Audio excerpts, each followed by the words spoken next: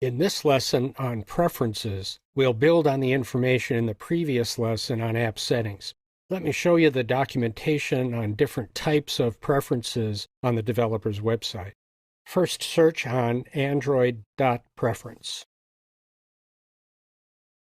and click on this link to the package summary, and then scroll down to the classes.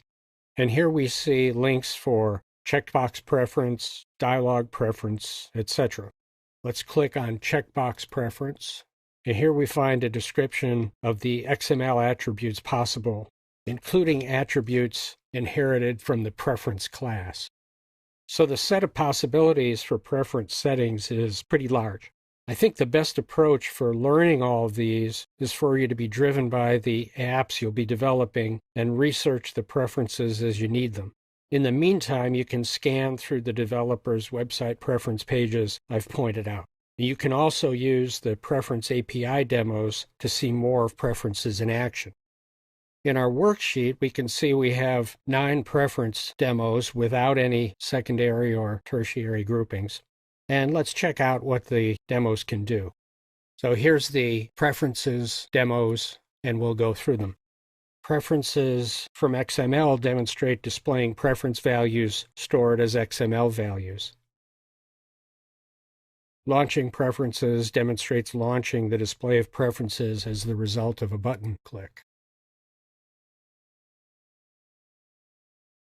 Preference dependencies demonstrates displaying hierarchical preference values triggered by checkbox event. Default values demonstrates changing preference default values, such as checkbox, changing text, and lists. Preferences from code demonstrates creating preferences using Java code.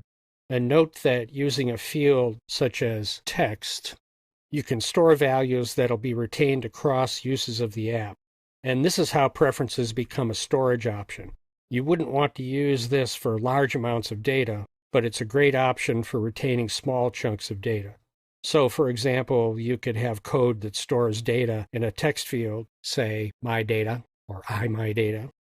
And then when the app is restarted, so we save it and restart it, the text string is still there. Advanced preferences demonstrates changing preference values, such as clicking on my preference, it's changing it to 1.9, 10, 1.11, and we have a haunted preference that's changing itself through Java code. Fragment demonstrates displaying preferences in a display fragment. Headers demonstrates stacking header displays. And finally, switch demonstrates changing switches in preferences. So that's our lesson on preferences, and coupled with the previous lesson on settings, you should have a good idea how preference settings work.